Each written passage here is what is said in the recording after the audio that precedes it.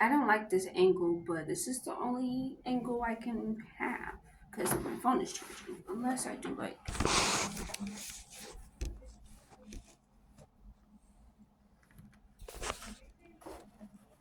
Girl, you surely is loud up in the library, ain't you? I remember back in the days when libraries used to be quiet.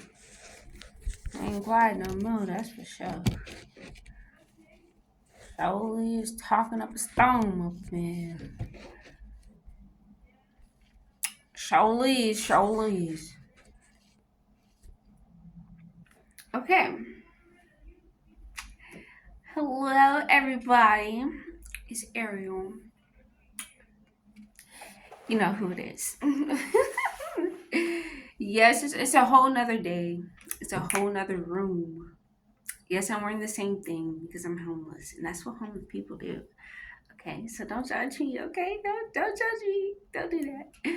Okay, so I had to yesterday. I ran out of storage, and the video cut off in kind of an awkward stage. So I'm gonna probably have to clip these together, and hopefully I can pick up with the same kind of energy that I had yesterday. Um, let's see. So the last thing I was talking about was how God is not a tool for self-actualization. We were made for God and not vice versa, and how a lot of times, or for a lot of times, people, but for me specifically, was using God for my own purposes instead of realizing that I have a purpose to fulfill for God. And it was like a really negative cycle of me only turning to Him when I needed Him, and then feeling fulfilled for a short period of time, and then running back towards Him only when I needed Him. And it was just like this repetitive cycle until He just did not answer at the time when I really needed Him the most. It was literally like that. When I really needed Him the most, He did not respond to my beckoning the way that He used to for the smaller issues. And that was supposed to, like, well, it was a test to see whether I was going to continue to seek Him, or if I was going to turn against Him and like turn towards my own will, my own human natures and desire towards the world, and become worldly, or was I going to try to become, not try to, or if I was going to start seeking Him. So that's where we are right now. um yeah, so what was I going to say about life? Is about letting God use you for His purposes, not using Him for your own purpose. So I said this yesterday. We are in a spiritual battle. Um, so God needs His people to be within their purpose in order to get as many people in the world while they can to turn their hearts towards Him, so that they can be equipped for eternity, which is where we are all are headed, either heaven or hell. Um, and are you going to be like on the,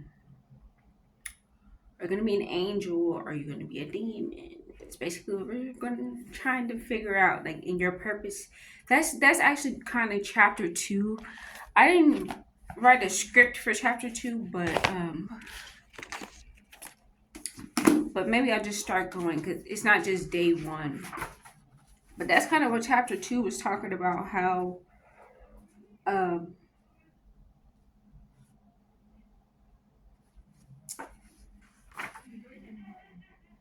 okay, I took a lot of notes too about eternity. Excuse me, about eternity, and how life on earth is just a temporary. I think that's actually chapter three.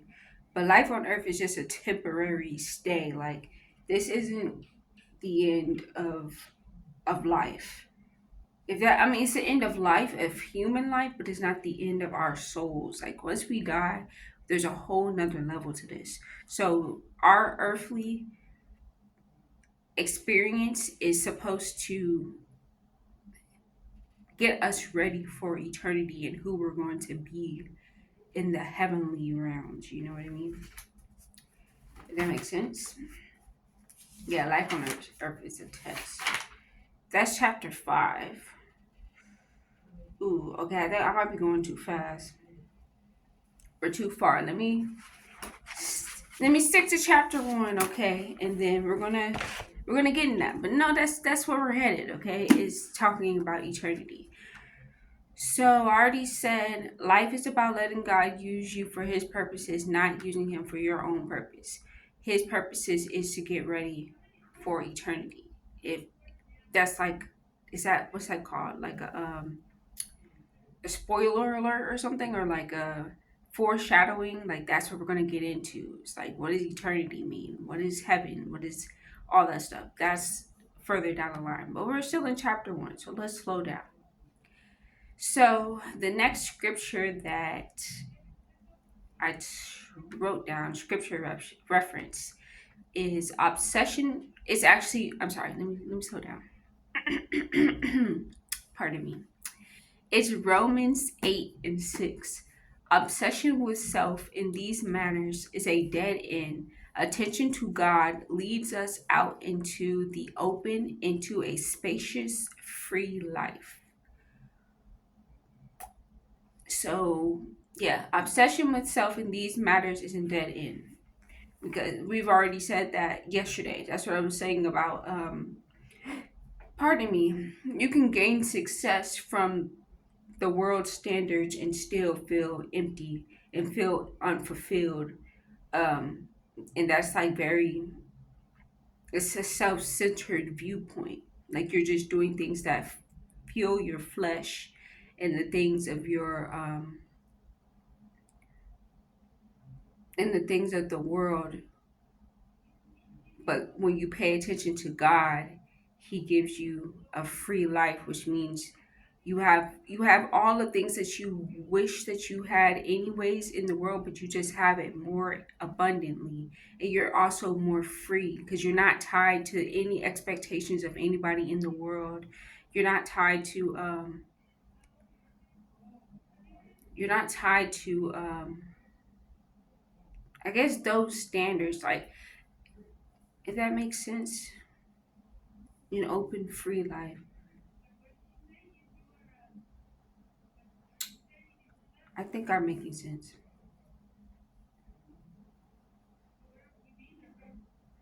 Open into a spacious free life. And then not even just that, like the more that you study God's word, the more you learn about his character and like what he really desires for you. Because like before I became a believer or really actually believe, I used to think like the Bible was just like a bunch of rules. Like it's just all these rules that I have to follow. I probably said that yesterday. But really the things that the Bible steers us towards, it really saves your soul. So like it's turning you away from the darkness of our flesh, because our flesh can really we can really destroy ourselves if we constantly feed our flesh. So even if it's like, let's say like sexual stuff. So like let's say like you're used to having like a lot of sexual partners or whatever. You can think in your mind, "Oh, I'm free because I can sleep with anyone. I'm sleeping with these people. I'm my body, my choice, all that stuff. You know what I mean?" And you think that until eventually you realize that you're really draining yourself and you're tying yourself to a bunch of different people, and it's taking more away from you than actually adding to you. But that you're in your mind, your flesh convinces itself that it's free because you can do what you want. But having that godly restriction, or like practicing either abstinence, sorry, practicing abstinence or celibacy, that's that's that's that frees you from the bondage of sin. Sin is what keeps you enslaved. So you're actually becoming more free because you're intentionally saving yourself for like a godly kind of union. And then in that's complete freedom, because there's no way, I mean, unless y'all are really out here wilding out. I mean, like if you that I don't know, I'm getting kind of awkward now. But it's like if you save yourself for like a godly unit, then it's like within that whatever you do sexually with your person that glorifies God, because it's like you're multiplying, and then it's like it's marriage, you know. So them, I hope that's a good um analogy. So yeah, so sin convinces you. Sin.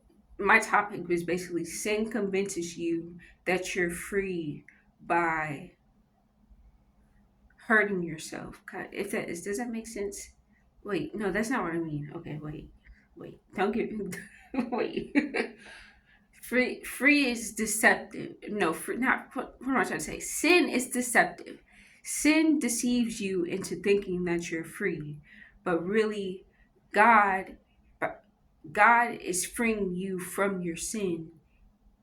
Even though it feels like a restriction over time, the more you fill yourself with His Word and you know about His character, you become more uplifted in the spirit, which gives you more freedom to do more good, because once you feel good about yourself and you're living a good life, you can give out more love and um more light to more people, which is more freedom.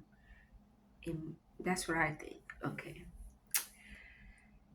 Yeah, so this is a part that I was kind of struggling with yesterday.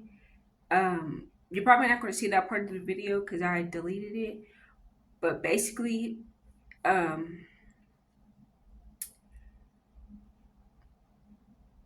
saying, okay, so when you approach life from a self-centered viewpoint, usually it involves formularized steps like think about your dreams, clarify your values, set goals, figure out what you're good at, aim high, start now, be disciplined, believe in yourself, build relationships, and most importantly, don't give up. That's the same shorty that was in my face yesterday. Like, at this point, she just want my attention. Like, what's up? Okay, no, seriously. Um, so this, I was struggling with this because in the book he was like, yes, those steps will lead you to success, and that you are likely to achieve anything that you set your mind to. Yet, being successful and fulfilling your God ordained purpose are not one and the same. You can become a success story by the world's standard and still miss God's calling on your life. We will never know the truth while looking within ourselves. So the part that I struggled with was, now that I'm reading it, I don't think it's much of a struggle, but I'm going to say it because some other people might find this confusing. Those steps that I just said are actually good steps. Um, it's good to clarify your goal. This is my opinion. It's good to clarify your values. It's good to set goals. It's good to know what you're good at. It's good to aim high. It's good to start now. It's great to be disciplined. It's great to believe in yourself and believe relationship or build relationships. And it's important to not give up on yourself. But we still have to realize that those all those things should still be centered around God. Like, not just, okay, what do I want? What do I want? How can I do this for me, for myself, for my happiness? If we put God at the center of all of that, He will give us the strength to be disciplined. He will help us to believe in ourselves when our reality doesn't look like, when our reality doesn't add up to our beliefs. His word is truth. His word will give you everything you need to believe in your own abilities. And that's what I ended the video on yesterday. He's given each and every one of us a purpose that will allow us to be successful in his standards, but we shouldn't be trying to reach we, I, us. I'm not trying to teach. I'm speaking to myself because I haven't done this yet, but this is what I'm believing to get myself from point A to point D for real. Um, yeah, so yeah, he'll give us the strength that we need through his words, through his word, through his spirit to complete all the goals that we have on our plate. And then when we get there, it's like we can meet those physical goals, but then we'll still be spiritually aligned with God, so that when we're there, we don't become arrogant and we don't lose sight of why we're doing it. And then we can have, I think, a larger impact or like more outreach when we put God at the center of it. Because it's like imagine like I have to put my jacket on. It's super cold in here. Pardon me.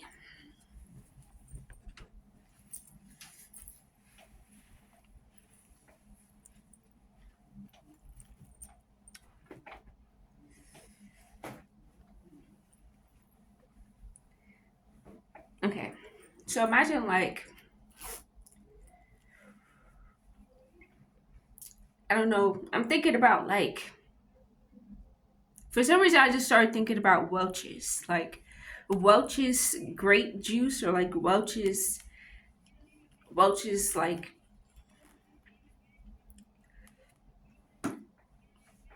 what's it called? Jelly.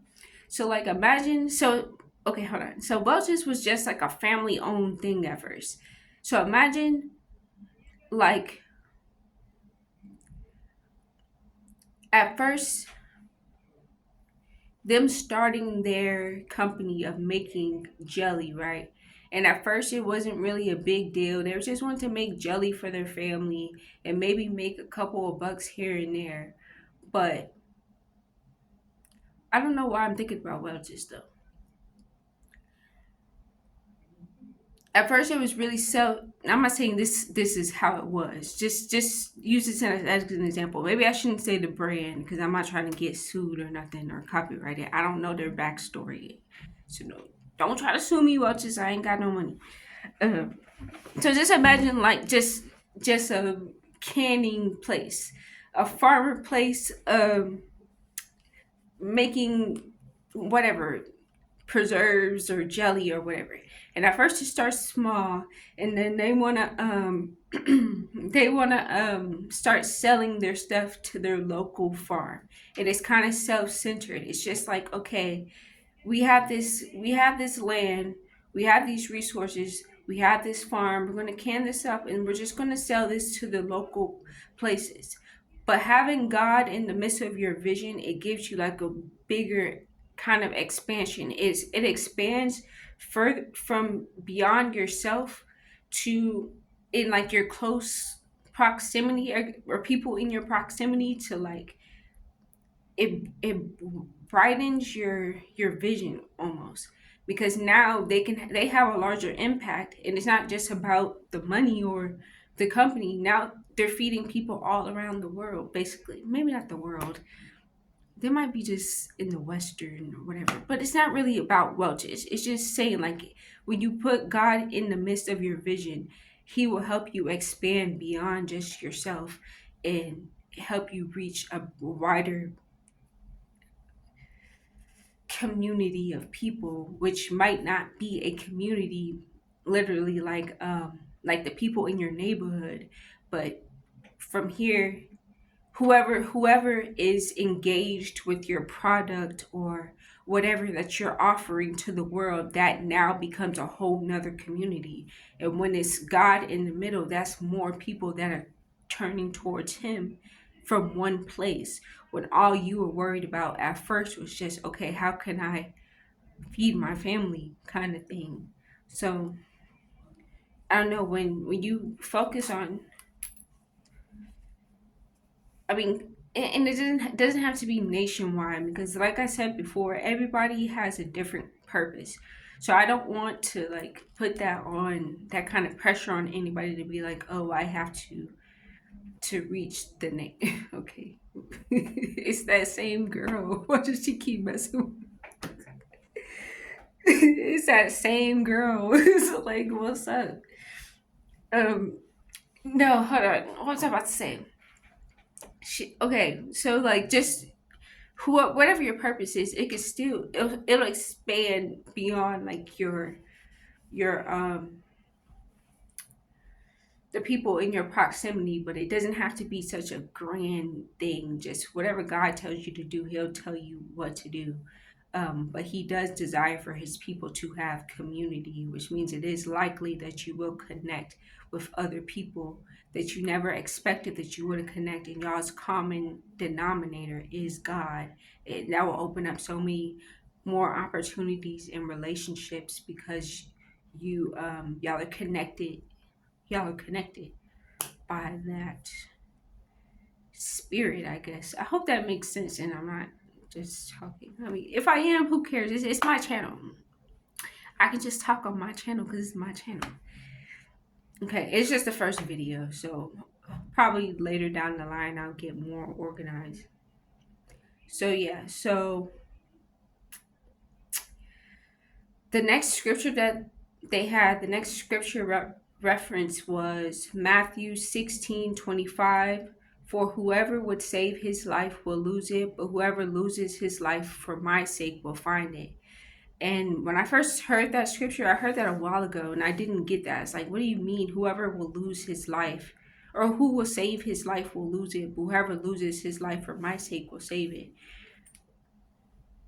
Um, I'm not going to say what that made me think about. That might be kind of dark. Um, why did I just think about that? I just thought about that randomly. Okay, maybe I should. Okay, so no, don't say that. Okay, I'm sorry. I can't use this example. It's too dark. Um, but when I first heard it, I was kind of confused. But it's kind of like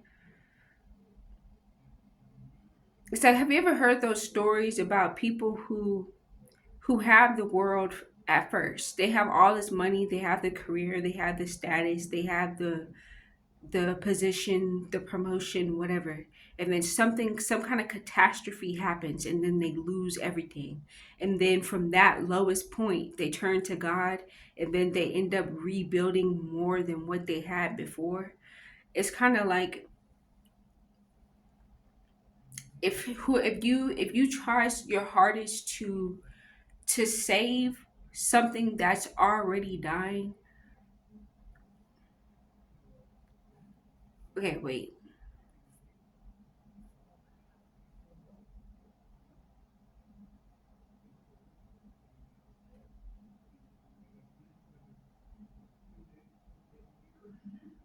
It's kind of okay. This might be a better relationship, not a relationship, a better example. But I don't know why I keep using relationships as examples. But for some reason, like imagine like if you had somebody that you really liked or somebody that you loved or like you might have been in a relationship with this person, but they don't want to be with you anymore.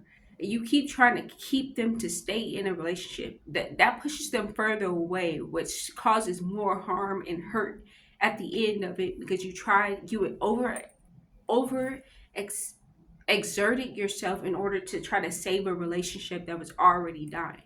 But imagine like that person, if that person wants to leave and you just let them go, you just let them go. Yes, you lost what you wanted, but you let them go. And then eventually, guess what? Somebody else is going to come into the picture.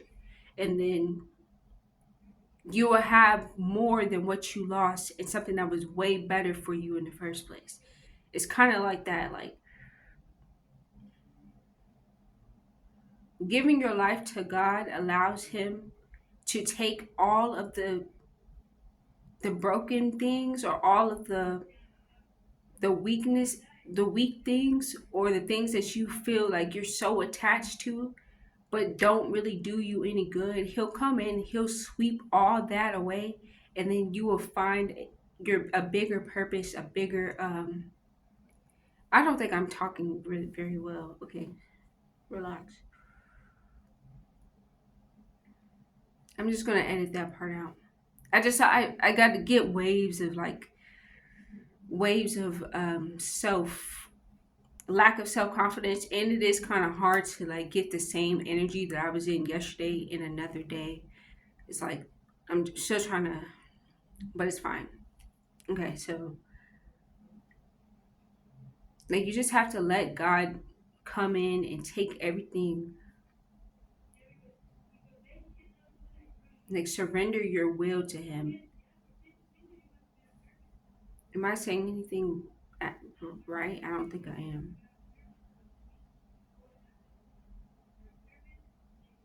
I don't know. Maybe I should start over. I kind of lost my train of thought,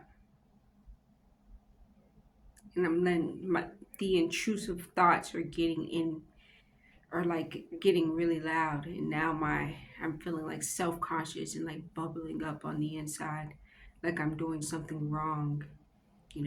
Anybody get that feeling where like you're doing something and then you start feeling that feeling of like insecurity bubble up in your soul, in your stomach, in your heart. That's how it feels.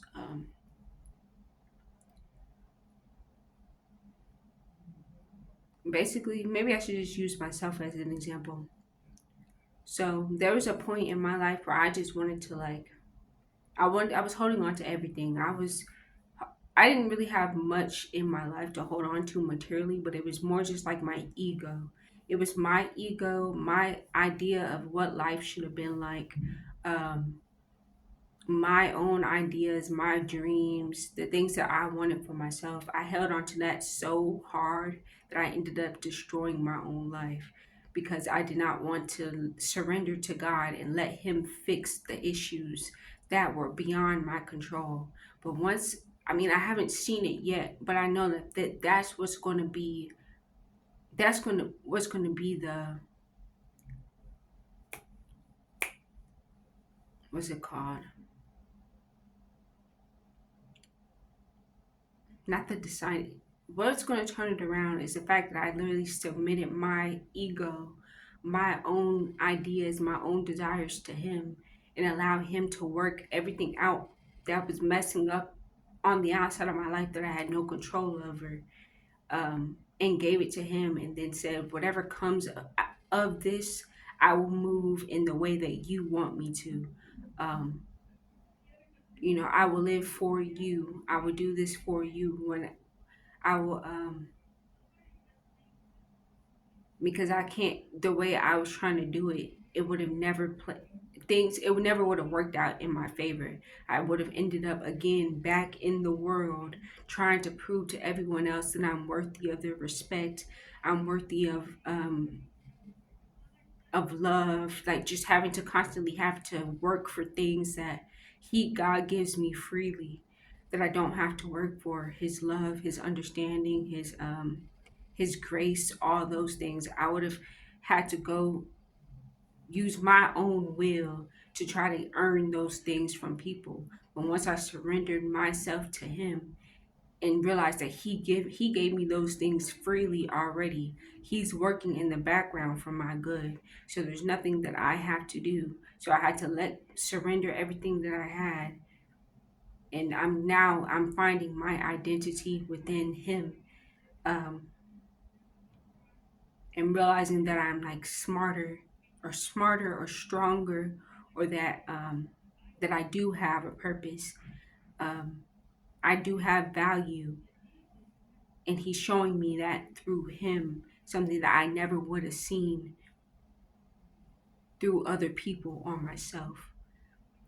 I think that makes sense. So that's what Matthew 16:25 means to me, is that I don't have to do things on my with my own strength, because it's impossible. um, so how do we discover our purpose? And in the book, Pastor Warren gives us two options. The first option is kind of sarcastic. He's saying that we could speculating or to speculate is to form a theory about a subject without firm evidence. The reason why speculating is an option is because we don't have firm evidence of what our own purposes are until it is revealed by God to us. So anything we decipher on our own is a guess. Like for example, like I like to crochet. I made this hat, by the way. It's cute, right? Yeah. So yeah, I made this hat. I like to crochet, but I know that crochet isn't my purpose. So like let's say like if I didn't have God and I'm like, "Oh, if I'm going off the list of self self evaluation, and I can be like, "Okay, so what should I do to work? Like I want to be an entrepreneur. I want a business. What's my purpose?" Like if it was just that simple. Okay, Um I start a crochet business and then what? How does that fulfill how's that my purpose? What does that do besides just me making stuff and selling things? Like now with God, now this is a good example because I probably will sell some kind of crochet thing in the future. I put any hex on my plans, or I put the X on any hex on my plans because I might do this in the future. We don't know yet. But so if I just decided, hey, I want to start selling some kind of crochet product, but it's just like, oh, all I'm doing is just selling crochet. Sure, I might be lucrative. That means I might make money. I might have some form of success, but then after I'm doing that, it's like, okay, it's the same patterns. I'm doing what else? For me personally, if I involved God into that, then it would turn into, okay, now how can I reach more people um in a more uplifting way for God? So not saying like I'm just crocheting crosses, but let's say like now I'm going to like the hospital or something and I'm teaching crochet classes now, and I'm engaging with more people, building more of a community, more than just now I'm just selling products in order to make money for myself. So now it's like, okay, now I'm connecting with other people. I'm bringing joy to other people. And if I put God at the center of that, maybe also oh, it's a puppy. Oh, hi, puppy. It's like a little pit bull puppy. I want them. And it has a little service dog vest on. It's so cute. Oh my gosh, it's a puppy. Okay. That made me happy. Okay, so what was I talking about? Yeah, the crochet thing. So yeah, so like that's just like a self-centered ambition. Oh, I like to crochet. I know how to crochet. I'm not trying to throw shade at any of the crochet people. This is just me personally, my opinion. Okay, don't get mad. Okay. So yeah, so I like crochet. I'm doing crochet. I make money now. Now I don't feel fulfilled anymore because I'm bored. Because what was fun at first now became business. So how now can God use me to use my skill to do more for other people? So now I'm going to the hospital. I'm donating this at Christmas. I'm doing this and this and that. Now that's more fulfilling because it's more outreach. I'm doing more beyond just my own ability, my own skill. And those and God opened up the door of opportunity, not just for business opportunity, but for connection, for relationships. So I think that makes sense. So it's like it's a speculating just tells you like the base level things, like, oh, you know how to do this, you know how to do that, but that doesn't necessarily open the door to purpose. It just tells you like base level things, your skills. That's my opinion. That's not exactly what the book says, but that's what I'm saying. um yeah, because I'm to be honest, like I think that purpose goes beyond just having followers on Instagram or just having a business. Like I think I think that that's just like that's a basis. From there is like, what can you do to uplift the world or others, like have more of an impact with what you're doing. I think that that's purpose, to be honest. Don't get mad at me. um and then he showed a few examples, well, not a few examples. He was saying that, talking about philosophy or philosophers, and he had like, he talked about this one specific philosopher. I don't feel like reading the book, but he sent out a letter to all these philosophers saying, okay, what's the meaning of life? And all of them, they're like the most educated people in the world. They're like some of the wisest people in the world, if you want to call them that. But they don't know the meaning of life. Without God, without God, there is no way of knowing what the meaning of life is. Everything else is just like an educated guess. God, and everyone, and I guess also, excuse me, the answer is different for everybody. That's what I was saying yesterday, because everybody's purpose is different. So your meaning for life, in my opinion, is not, going to be the same as mine. I hope that I'm making sense. I might not be making any sense.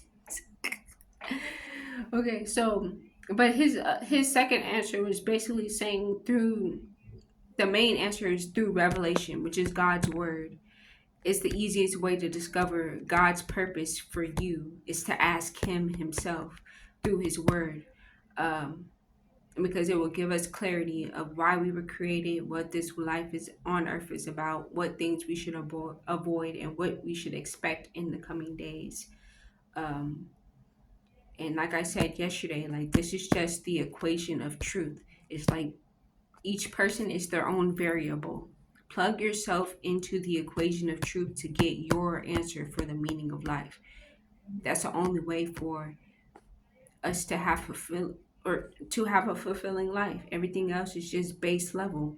It's like, sure, you have success, awesome, good for you. But I think that there's more to life than just that. Um, yeah. And then the next scripture was from First Corinthians 2:7.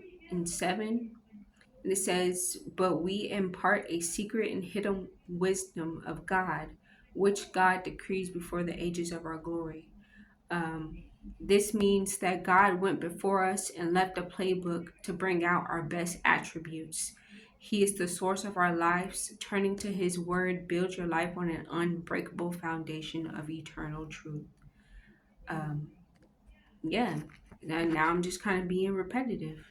Um, The word is the truth. The word is the unbreakable foundation of eternal truth. If you use this as a source to your life, so yeah, that doesn't mean that you don't have to work.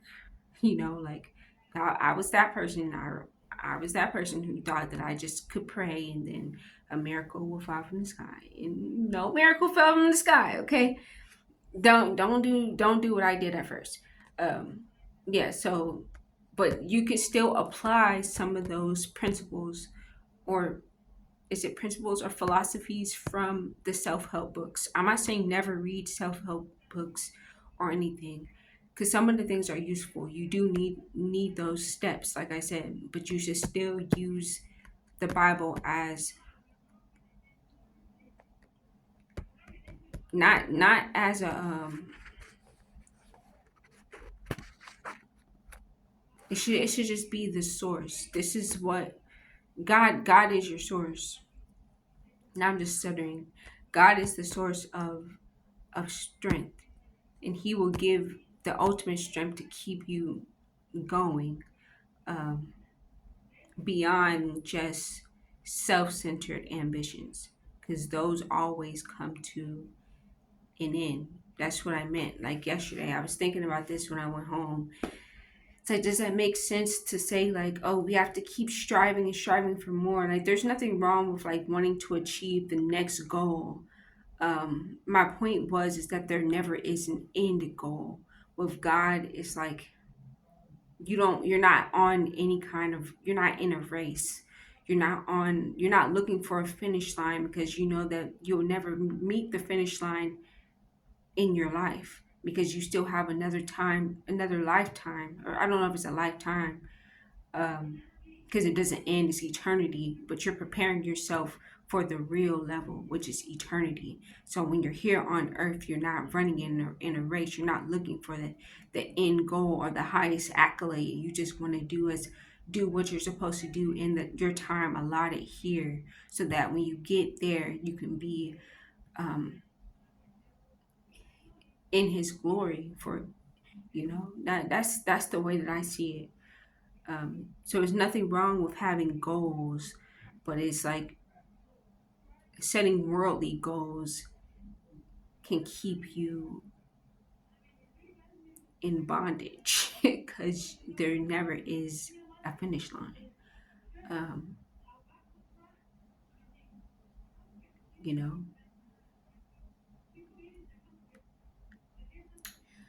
Then the next scripture that they gave was Ephesians 1:11.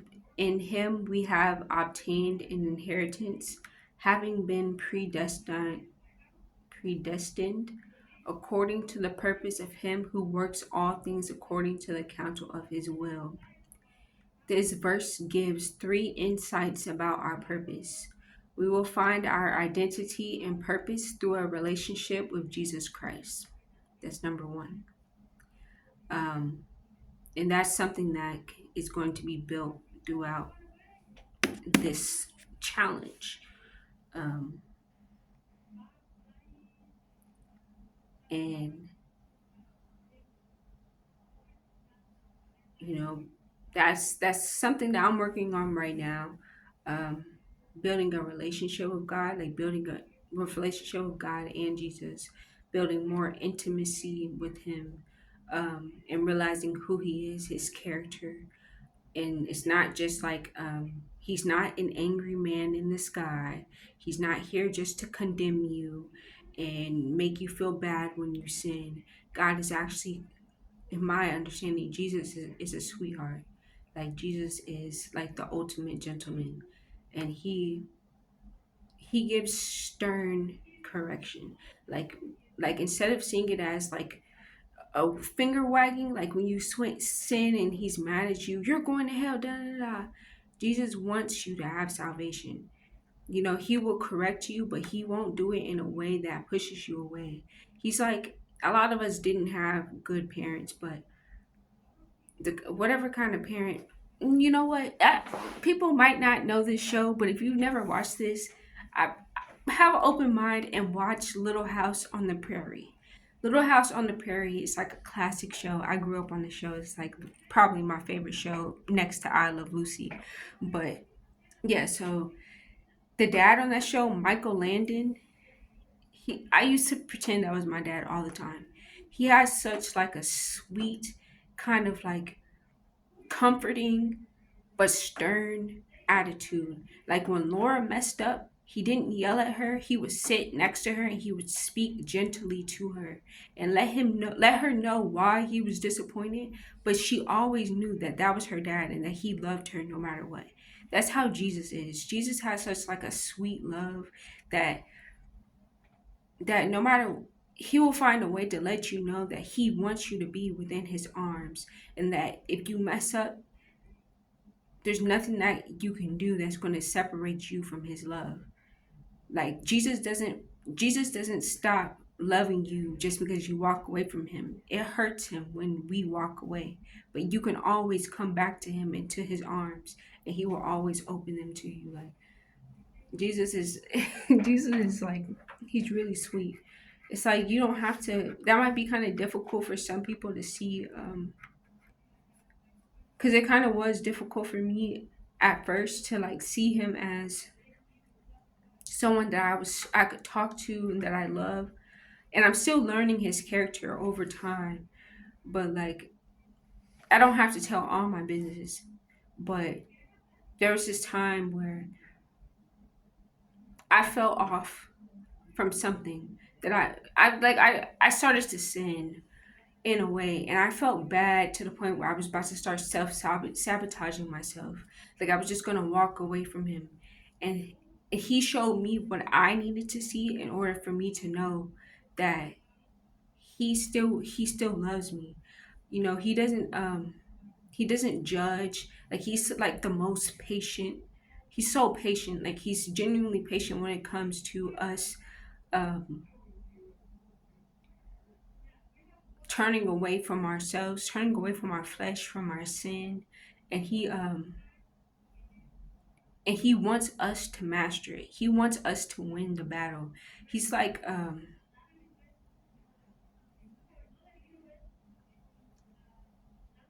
don't know. I was going to say he's like a coach. I don't know. He's like the best trainer in the world.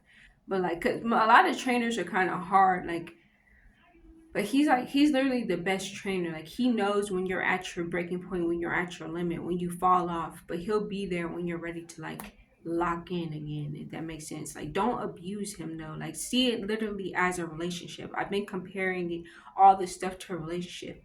Don't abuse his no matter what, because that hurts him. Like imagine like if you were in a relationship with somebody that you really loved, you wouldn't want to keep hurting them over and over again. So yes, you know that they love you no matter what, but don't abuse the no matter what. Let that love be a reminder that okay, this is why I don't need to do this anymore. This is why I shouldn't do this, because this hurts him every single time. Like literally consider yourself as if you were in a committed relationship with Jesus, and he will love you. Like his love, the love you can give him can never compare to the love that he gives you. Like the love that he gives you is like more than you can ever experience, and he would genuinely teach you how to love yourself. Like if I end up with somebody who's half as good as Jesus, like I'm a very lucky person. Like that, I don't know how to explain that. Like maybe I shouldn't say that. That's kind of a lot of pressure, but he just teaches you to love yourself, and he loves you no matter what. So like don't feel too much pressure to be perfect when it comes to your relationship with Jesus, because he's super patient. Um,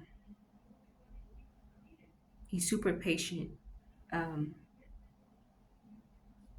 and he knows that you've been hurt before. He knows it's going to take time for you to trust. Okay, now I'm thinking of a good analogy. This is a long tangent about Jesus, but it's like this. It's like, have you ever seen those videos of foster dogs on Instagram or TikTok or whatever? And like the foster dogs who went to a really bad home before, they grew up in a bad home, and they're so scared to even let them pet them or pick them up and touch them, and they're biting and snapping at the people that are trying to fight them and give them love. But the good foster parents, like they'll do whatever they can do to be patient. Like, they'll sit on the floor with them no matter how long it takes, months for the dog to finally start opening up and coming to them. That's how Jesus is. He gives you his time, gives you the time that you need to open up, because he realizes how much stuff that you went through before you got to the point where you're trying to build a relationship with him. So he understands when you snap at him. He understands when you run back to what's comfortable. He understands, but he's still there, and he's going to be there when you're ready to open up to him, and he's always going to be there. Just come a point where y'all just be like that, because he never gave up on you. He's never going to give up on you.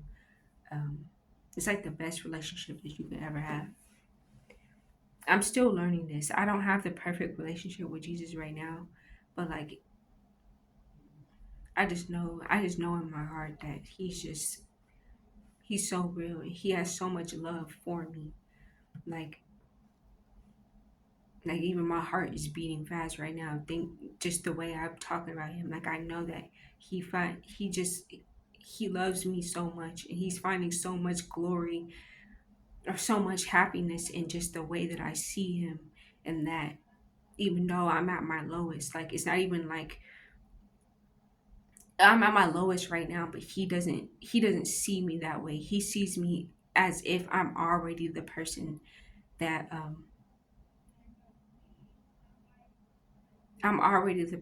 I envision myself being. And it's like he's here with me now, cheering me on to get me to that level that that he needs me to be at, so I can just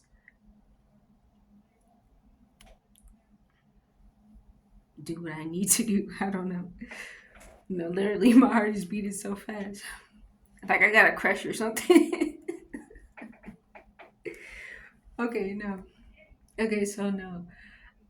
Okay, so yeah, so I said Ephesians 1 and 11 had three insights. The first one was we find our identity and purpose through a relationship with Jesus.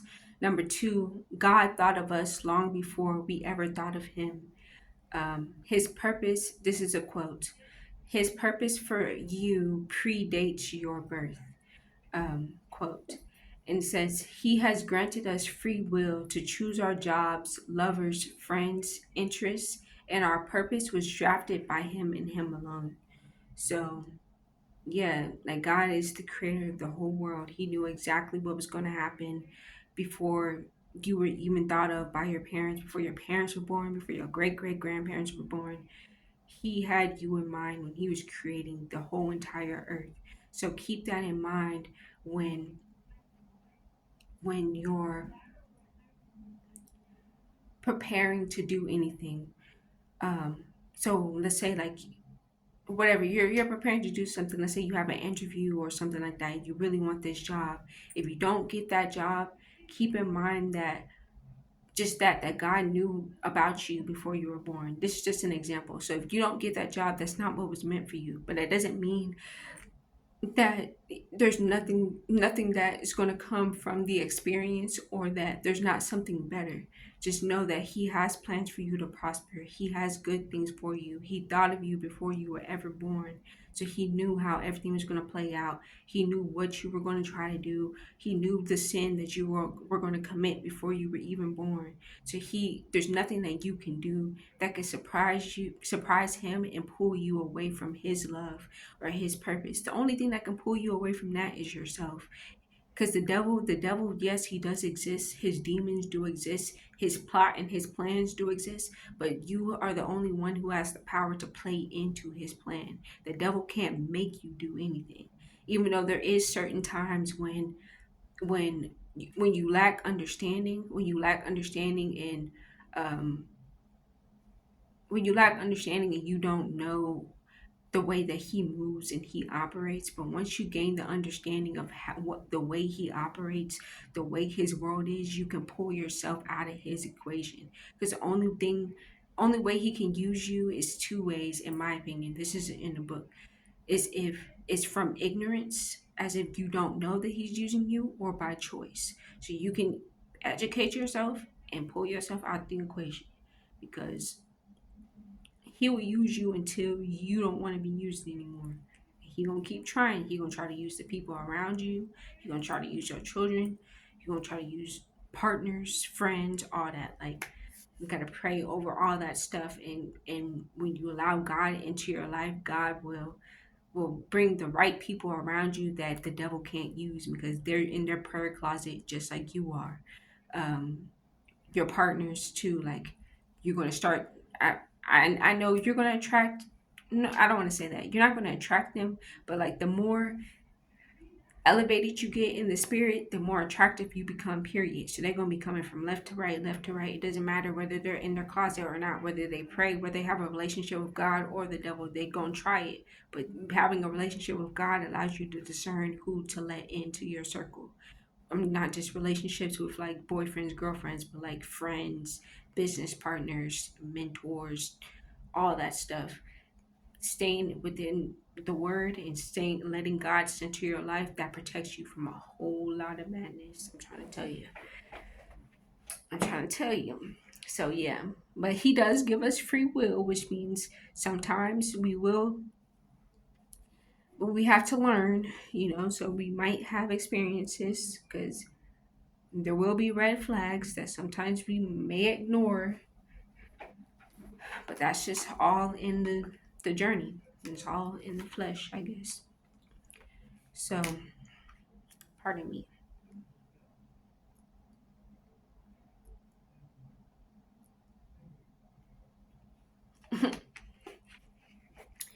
So, then the third insight was our purpose goes beyond this earthly experience. And that's what I was talking about earlier, the foreshadowing that God created us for eternity. And we're going to uncover that in this book for the rest of the journey. They're going to get deeper into what does eternity mean and all that great stuff. So yeah, that's the end of chapter 1. 2 hours later, I'll probably edit this because I don't know who's gonna sit and watch this for 2 hours. Um, but at the end of the chapter, the author includes 3 key points for us to reflect on. The point number 1 is it's not about me, or point to ponder is it's not about me. A verse to remember is Colossians 1:16. For by all, pardon me, slow down. It's Colossians 1:16. For by him all things were created in heaven and on earth, visible and invisible, whether thrones or dominions or rulers or authorities. All things were created through him and for him. And the question to consider is how can I remind myself that life is really about living for God and not myself? So, personally, the way I'm going to remind myself that life is about living for my life is about living for God and not myself. I'm going to remind myself that by remembering that I don't know what I'm doing. I followed my own will to this point, and we're homeless. So, yeah, I don't know what I'm doing. And when I live for myself, I continuously hurt myself. I feed my flesh. Um, and I'm not responsible enough to take care of myself at this point, to be honest. So, I figure living for God will show me what my purpose is, and it will help me, it will pull me out of the darkness of my own flesh, like, and just allowing him to move through me and to make me who he's created me to be. I'm sure like people will be able to see the difference between who I was before and who I am now. I'm going to say who I am now because I know I am different than who I was before, even though I'm not who I want to be yet. um so yeah, I really believe I wrote this down too. I think that you only have to try it his way one time. And that doesn't mean that you won't make mistakes, you won't fall off. Maybe not, but I think that's part of the process. And I don't want to say fall off, but like, you might not be in your word as much as you were last month or something, but like you can continuously come back to him and allow him to mold you and use you for his purposes. And I'm sure that by the end of my life, from this video to the day that I DIE, people are going to see that God used me. Boom. Because I gave my will to him. I let him fill me with his spirit and use me for his purpose.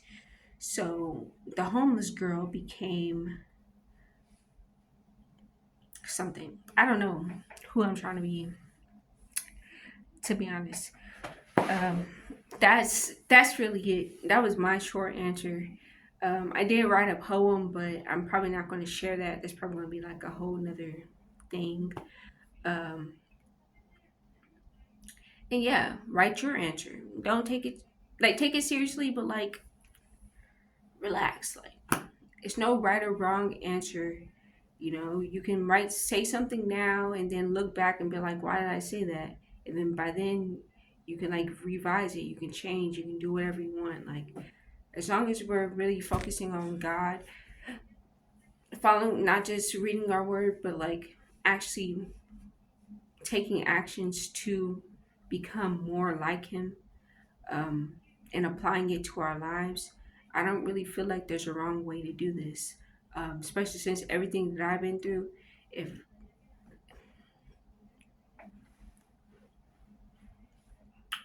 He can see my journey and still decide that I'm purposeful for His kingdom, there is no way that He's going to reject anybody else. Like, I'm about saying I'm the worst, but I'm definitely like, if there was a list, I would be like, probably like somewhere higher up on the list of the worst, in my opinion. Because somebody else might not say that. I don't know. That it doesn't matter. Just